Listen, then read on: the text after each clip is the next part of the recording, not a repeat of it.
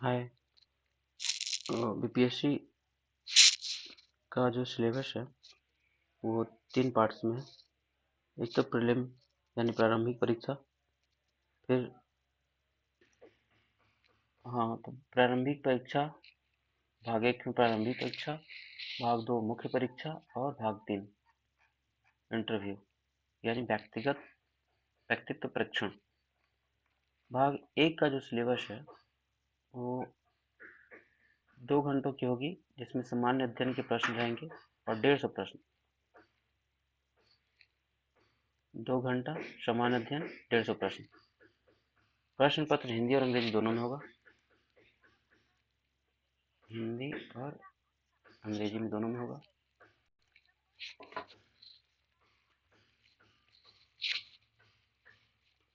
ये जो प्रश्न होगा प्रारंभिक वाला वो बहुविकल्प प्रकार के होंगे। इसमें प्रश्न कैलकुलेटर का प्रयोग नहीं कर सकते हैं। भाग 1 में प्रारंभिक परीक्षा बस ये एक तरह का जांच परीक्षा होगी। इसके आधार पे रैंकिंग डिसाइड होगा केवल मेंस परीक्षा में बैठने के लिए। और ये भाग 1 के तहत भाग 2 में भाग 2 में 4 पेपर होते हैं। प्रारंभिक परीक्षा में जितना रिक्तियां आई, जितनों के लिए बहाली हो रही है, उसका 10 गुना बच्चे को सिलेक्ट किया जाएगा, जो बच्चे मेंस में बैठेंगे। बस इतना ही इस प्रारंभिक परीक्षा के मार्क्स का बस इतना ही यूज होता है। इसका मेंस में इन अंकों का मेंस में यूज नहीं होता है। इनके सहायता से मेंस की रैंकिंग। तो प्रारंभिक परीक्षा जांच परीक्षा की तरह इसका मुख्य परीक्षा में कोई बस योगदान इतना ही होता है कि इसके आधार पे जितना रिक्तियां या वैकेंसी होती है उसका 10 गुना बच्चे को सिलेक्ट करके और मेंस में वो बैठ सकते हैं, मेंस का एग्जाम दे सकते हैं। ठीक है। और मेंस का यानी मुख्य परीक्षा का जो भाग 2 है, भाग 1 में प्रीलिम्स था, भाग 2 में मुख्य परीक्षा और भाग 3 में व्यक्तित्व परीक्षण। तो भाग 2 जो 4 पेपर होता है। पहला परीक्षा सामान्य हिंदी का 100 अंकों का होता है 3 घंटों के लिए। तो 100 अंक में से इसमें पासिंग मार्क केवल लाना रहता है। ठीक है। और जो हिंदी का जो सिलेबस है वो यानी विषय वस्तु जो पाठ्यक्रम है वो 10वीं तक 10वीं तक के मद्देनजर रखी जाती है। दूसरा सामान्य अध्ययन का जो पत्र है, पेपर नंबर 2 जो मुख्य परीक्षा का पेपर 2 है, वो सामान्य अध्ययन पेपर 1 होगा, क्योंकि सामान्य हिंदी हो गया पहला पेपर। और दूसरा पेपर सामान्य हिंदी के बाद सामान्य अध्ययन पत्र 1 यानी जीएस पेपर 1। और जीएस पेपर 1 300 अंकों का 3 घंटे की होती है, 300 अंक का होता है। और जीएस पेपर 2 ये भी 300 अंकों की होती है 3 घंटे के लिए। सामान्य सामान्य हिंदी जो है उसमें 30% अंक लाना अनिवार्य है। और इसका कोई इस जो 100 में से 30 लाना है, इसका तो वो मेंस का जो मार्कशीट है उसमें केवल पासिंग मार्क पास होने के लिए जरूरी है। नहीं, इसका अगर इसमें पास नहीं होते हैं तो फिर बाकी के पेपर नहीं जांच किए जाएंगे। ठीक है। और ये 30 अंक अगर 30% ला लेते हैं, मतलब 100 में से 30 नंबर ला लेते हैं, तो इसके बाद आप एलिजिबल हो कि बाकी जीएस पेपर 1, जीएस पेपर 2 और आपका जो ऑप्शनल है वैकल्पिक विषय है, वो तीनों में नंबर जुड़ेंगे और उसके आधार पे आपको वो इंटरव्यू के लिए बुलाया जाएगा। ठीक है। और जो जो वैकल्पिक विषय है उसका जो पाठ्यक्रम है वो ग्रेजुएशन तक का रहता है। जो लेवल होता है वो ग्रेजुएशन, मतलब बीए बीएससी जो भी आपका सब्जेक्ट है, ऑप्शनल सब्जेक्ट है, उसके आधार पे रहता है। जो वैकल्पिक विषय है वो 300 नंबर का होता है। यानी कि मेंस पेपर में मेंस जो होता है मुख्य परीक्षा, उसमें हिंदी 100 नंबर की, जीएस पेपर 1 300 नंबर 300 नंबर की, और जीएस पेपर 2 300 नंबर की, और वैकल्पिक विषय यानी ऐच्छिक विषय ये भी 300 अंकों की, यानी 3 3 6 3 9 900 नंबर का हो गया। टोटल 4 पेपर था, एक Hindi, GS paper 1, GS paper 2 और ऑप्शनल 300 अंकों की। ये भी 3 घंटे के लिए होगा। और इसमें कुल मिलाकर के जो लिस्ट दिया हुआ है बिहार सरकार द्वारा, ये 37 लिस्ट है। इसमें से किसी एक का चयन कर सकते हैं अपनी वैकल्पिक विषय के लिए। पहला है कृषि विज्ञान, मानव विज्ञान, रसायन विज्ञान,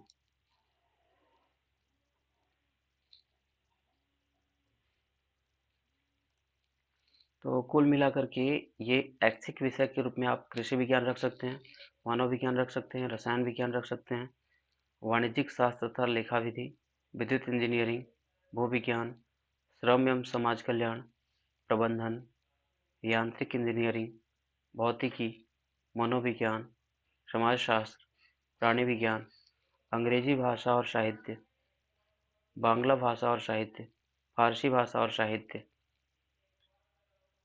पशुपालन तथा पशु चिकित्सालय, वनस्पति विज्ञान, सिविल इंजीनियरिंग, अर्थशास्त्र, भूगोल, इतिहास, विधि यानी लॉ, गणित मैथ यानी दर्शन शास्त्र, फिलोसफी रख सकते हैं, राजनीति विज्ञान तथा अंतर्राष्ट्रीय संबंध, इंटरनेशनल रिलेशन रख सकते हैं, पॉलिटिकल साइंस PSIR जिसको बोलते हैं शॉर्ट में, लोक प्रशासन, सांख्यिकी, हिंदी भाषा और साहित्य, उर्दू भाषा और साहित्य, संस्कृत भाषा और साहित्य, अरबी भाषा और साहित्य, मैथिली भाषा और साहित्य। इन 34 में से किसी एक को आप चुन सकते हैं। जो आपकी पसंदीदा विषय हो उसे आप चुन सकते हैं और उसमें वैकल्पिक विषय के रूप में 300 नंबर की जो होती है वो रख सकते हैं। प्रश्न पत्र हिंदी और अंग्रेजी दोनों में होंगे। या तो आप हिंदी में उत्तर देंगे या अंग्रेजी में या उर्दू में, किसी एक भाषा में देना है। प्रश्न पत्र के उत्तर देने का विकल्प लेने वाले उम्मीदवार यदि चाहें तो केवल तकनीक शब्दों या वाक्यांशों या उद्धृत अंशों का यदि कोई है विवरण उनके द्वारा चुनी गई भाषा के साथ अंग्रेजी रूपांतरण दे सकते हैं। मान लीजिए कि हमने उर्दू में उत्तर देना है हमको उर्दू में, तो अगर कोई शब्द ऐसा है जो उर्दू में लिख रहे हैं और उसका एग्जैक्ट मीनिंग चाहते हैं तो इंग्लिश में उसके बगल में ब्रैकेट में करके इंग्लिश भी डाल सकते हैं। किसी शब्द का इंग्लिश भी लिख सकते हैं वो ब्रैकेट में करके। और उम्मीदवारों को अपने हाथ से स्वयं उत्तर लिखना है। किसी परिस्थिति में इसके लिए दूसरे सहायता लेने की अनुमति नहीं दी जाएगी। किसी और को नहीं बैठा के आप एग्जाम दिलवा सकते हैं। परीक्षा के सभी विषयों में कम से कम शब्दों में की गई संगठित सूक्ष्म और सशक्त अभिव्यक्ति का श्रेय मिलेगा। जो जितना अच्छे से लिखेगा, जितना अच्छे शब्दों का यूज करेगा, उसे उतना ज़्यादा मार्क्स मिलेंगे।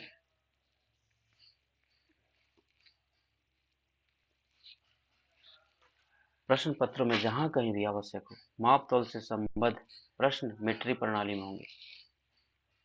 उम्मीदवार प्रश्न पत्रों के उत्तर देते समय केवल भारतीय अंकों के अंतर्राष्ट्रीय रूप जैसे 1, 2, 3, 4, 5, 6, 7, 8, 9 का ही प्रयोग करेंगे।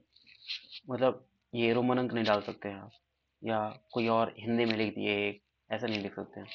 आपको केवल भारतीय अंकों का जैसे 1, 2, 3, 4, 5 जो अंतर्राष्ट्रीय रूप से एक्सेप्टेड है 1, 2, 3, 4, 5, 6, 7, 8, 9 इसका ही प्रयोग करना है पॉइंट्स देने के पॉइंट्स के रूप में। जब बुलेट के रूप में अगर उत्तर देना चाह रहे हैं तो ऐसी परिस्थिति में आप इन अंकों का यूज करेंगे, रोमन अंक का यूज नहीं करना है। उम्मीदवार यदि चाहें तो मुख्य परीक्षा में कैलकुलेटर का प्रयोग कर सकते हैं। परीक्षा में किसी से कैलकुलेटर मांगने या आपस में बदलने की अनुमति नहीं। मुख्य परीक्षा में अगर कैलकुलेटर यूज करना चाहें तो कर सकते हैं, लेकिन आपस में बदल नहीं सकते, किसी और से नहीं मांग सकते। भाग तीसरा था इसका, वो BPSC का व्यक्तिगत परीक्षण भाग 3 में आता है। तो मुख्य परीक्षा में सफलीभूत उम्मीदवारों का व्यक्तित्व परीक्षण 120 अंकों का होगा। जो मुख्य परीक्षा में जो पास हो जाएंगे उन्हीं को इसमें मौका मिलेगा, व्यक्तित्व परीक्षण में भाग लेने का मौका मिलेगा। अगर मुख्य परीक्षा में आप पास नहीं होते हैं तो ये आपको व्यक्तित्व परीक्षण के लिए नहीं बुलाया जाएगा।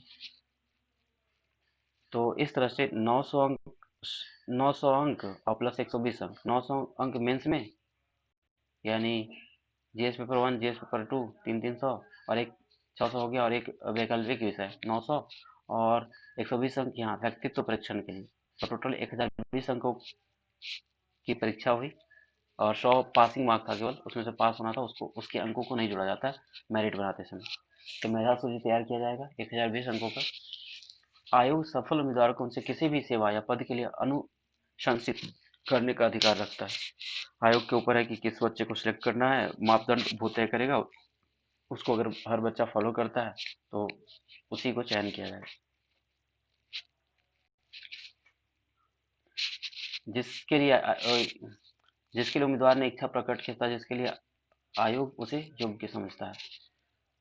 मान लेते हैं हम सबसे अच्छा पोस्ट डीएसपी वो हमने सेलेक्ट किया, लेकिन आयोग को लगता है कि हम इस योग्य नहीं, तो जो उस पद के योग्य होगा उसे उस पद को दे दिया जाएगा, और हम जिस योग्य होंगे सिलेक्ट होने के बाद वो उस तरह का पद हमको दे दिया जाएगा।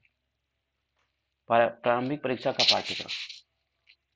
तो प्रारंभिक परीक्षा का जो पाठ्यक्रम है वो सामान्य अध्ययन में इस पत्र में ज्ञान विज्ञान के निम्नलिखित क्षेत्रों से संबंधित प्रश्न होंगे।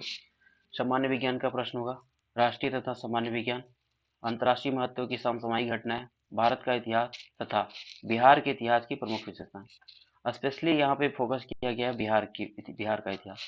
मतलब जितनी वोल्टेज भारत के इतिहास को दिया जा रहा है उतना ही बिहार की, मतलब 50-50।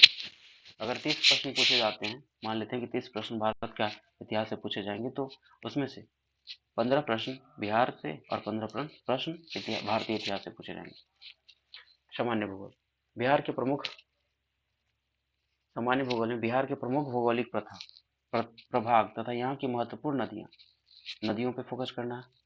भारत की राज्य व्यवस्था और आर्थिक व्यवस्था, इकोनॉमी। आज़ादी के पश्चात बिहार की अर्थव्यवस्था के प्रमुख परिवर्तन। आज़ादी के बाद क्या क्या परिवर्तन आया बिहार की अर्थव्यवस्था में, उस पर फोकस करेगा। भारत के राष्ट्रीय आंदोलन तथा इसमें बिहार का योगदान। भारत 1857 के बाद जो भी घटनाएं हुई उसमें बिहार का क्या योगदान रहा, उस पर ज़्यादा प्रबल ध्यान होगा। क्वेश्चन ज़्यादा पूछे जाएंगे भारत के राष्ट्रीय आंदोलन से, परंतु उसमें जो बिहार है ना, उस पर ज़्यादा ध्यान दिया जाएगा, उससे ज़्यादा क्वेश्चन बनेंगे। सामान्य मानसिक योग्यता को जांचने वाला प्रश्न। सामान्य विज्ञान के अंतर्गत दैनिक अनुभव तथा प्रेक्षण से संबंधित विषयों सहित विज्ञान की सामान्य जानकारी तथा परिबोध पर ऐसे प्रश्न पूछे जाएंगे जिसकी किसी भी सुशिक्षित व्यक्ति से अपेक्षा की जाती है, जिसने वैज्ञानिक विषयों का विशेष अध्ययन नहीं किया है। इतिहास के अंतर्गत विषय के सामाजिक, आर्थिक और राजनीतिक परिप्रेक्ष्य में विषय की सामान्य जानकारी पर विशेष ध्यान दिया जाएगा। परीक्षार्थी से आशा की जाती है कि वे बिहार के इतिहास की मुख्य घटनाओं से परिचित होंगे। बिहार के इतिहास की घटनाएं ज़्यादा मायने रखती है बिहार बीपीएससी के लिए। भूगोल विषय में भारत तथा बिहार। भूगोल में भी जो मेन फोकस रहेगा वो बिहार पे रहेगा, भारत का भी रहेगा पर मेन फोकस बिहार का रहेगा। भूगोल पर विशेष ध्यान दिया जाएगा। बिहार का भूगोल, भारत तथा बिहार के भूगोल पर विशेष ध्यान दिया जाएगा। और भारत तथा बिहार का भूगोल के अंतर्गत देश के सामाजिक तथा आर्थिक भूगोल से संबंधित प्रश्न होंगे। सामाजिक, वहाँ का समाज कैसा है, किस तरह से लोग रह रहे हैं। और आर्थिक यानी इकोनॉमिक डेवलपमेंट, जैसे सोना का खान मिला हुआ है, अबरक का खान मिला हुआ है। तो ये ज्योग्राफिकल कंडीशंस जो बिहार को एक प्रोमिनेंट डेस्टिनेशन बनाते हैं, उस पर ज़्यादा फोकस रहेगा। जिनमें भारतीय कृषि तथा प्राकृतिक साधनों की प्रमुख विशेषताएं सम्मिलित होंगी। भारतीय कृषि के बारे में पूछेगा, प्राकृतिक संसाधन जैसे कि सोना, अबरक या खेती होता है, धान की खेती होता है, जूट की खेती होता है, कपास की खेती होती है, कहाँ पे होती है, कैसे की जाती है, इन सब चीज़ों पे ज़्यादा फोकस रहेगा। भारत की राज्य व्यवस्था, भारत का जो व्यवस्था है किस तरह से चल रहा है, और आर्थिक व्यवस्था किस तरह से इकोनॉमी डेवलप कर रही है भारत की, साथ में बिहार की। देश की राजनीतिक प्रणाली कैसी है, पंचायती राज व्यवस्था, सामुदायिक विकास। पंचायती राज यूपीएससी में पूछता है, यहाँ भी दोनों में जगह कॉमन है। सामुदायिक विकास तथा भारतीय योजना, बिहार के संदर्भ में भारतीय योजनाएं जो चल रही हैं, भारत सरकार जो योजनाएं चला रही है या बिहार सरकार जो योजनाएं चला रही हैं वो बिहार के संदर्भ में, उन सब पे ध्यान दिया जाएगा।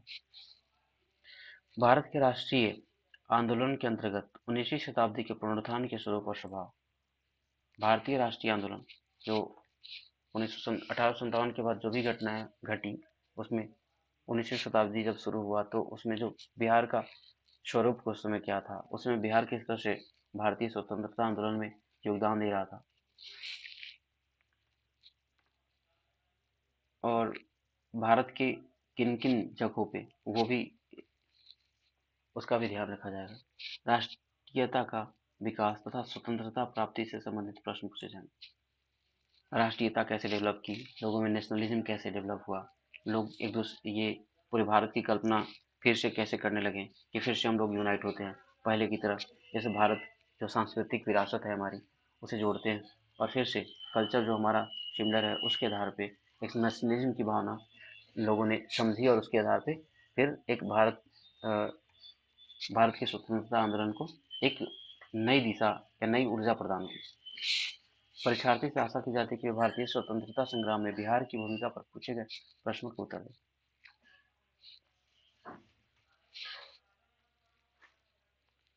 अब मुख्य परीक्षा में जो जो सब्जेक्ट्स थे या विषय थे, उनका थोड़ा इन डेप्थ क्या क्या किन किन चीज़ों पे ज़्यादा फोकस रहता है उसके बारे में अध्ययन करेंगे। उसको देखते हैं। पहला था मेंस में 4 पेपर था, Hindi, GS paper 1, GS paper 2 और वैकल्पिक। तो हिंदी 100 अंकों की होती है, एक पासिंग मार्क केवल लाना है इसमें।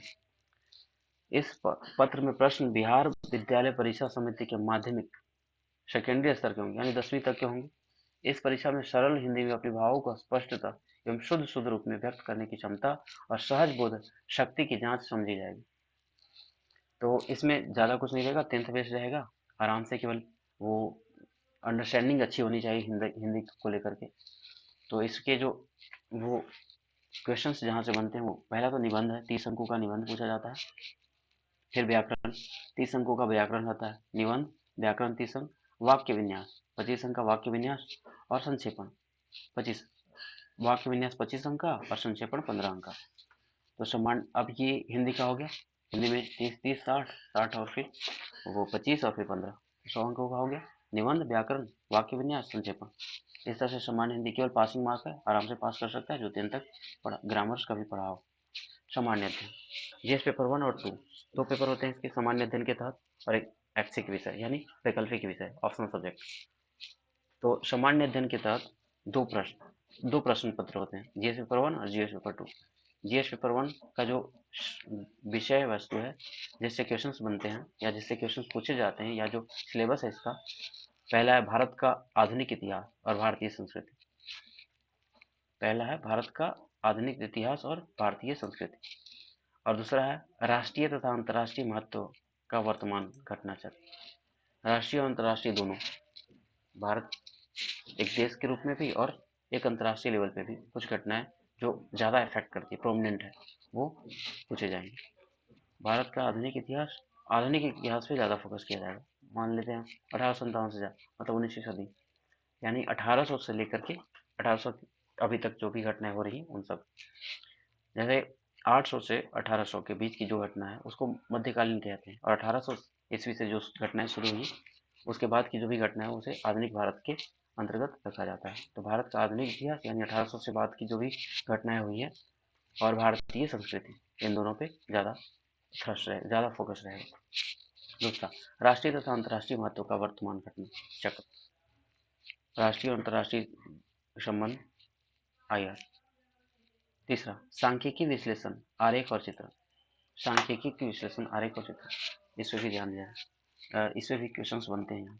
सामान्य अध्ययन प्रश्न पत्र 2, जीएस पेपर 2, ये सिलेबस का पार्ट था। 3 सिलेबस थे, भारत का आधुनिक इतिहास और भारतीय संस्कृति, राष्ट्रीय तथा अंतर्राष्ट्रीय महत्व का वर्तमान घटना चक्र, और तीसरा था सांख्यिकी विश्लेषण आरेखण और चित्रण।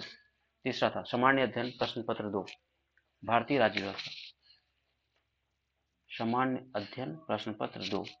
तो जीएस पेपर 2 है ये। जीएस पेपर 2 में 300 अंकों की उसमें पहला था भारतीय राज्य व्यवस्था यानी पॉलिटी, फिर है भारतीय अर्थव्यवस्था और भारत का भूगोल, तो दूसरा है अर्थव्यवस्था यानी इकोनॉमी, और भारत का भूगोल यानी ज्योग्राफी।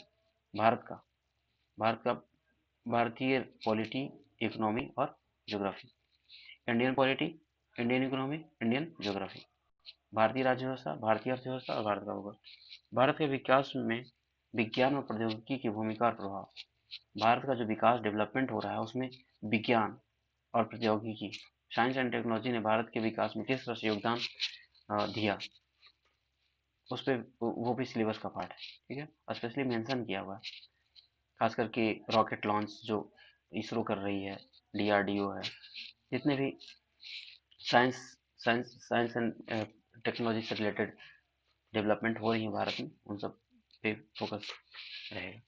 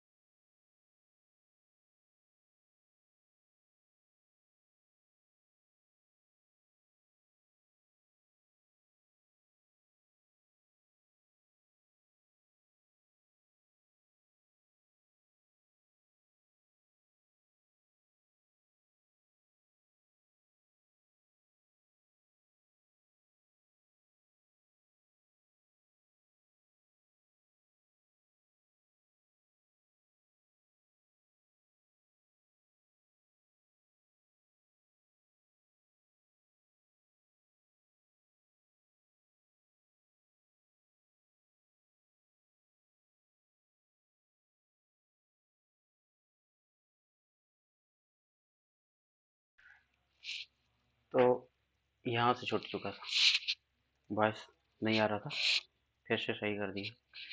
भारतीय राज्य व्यवस्था, जो प्रश्न पत्र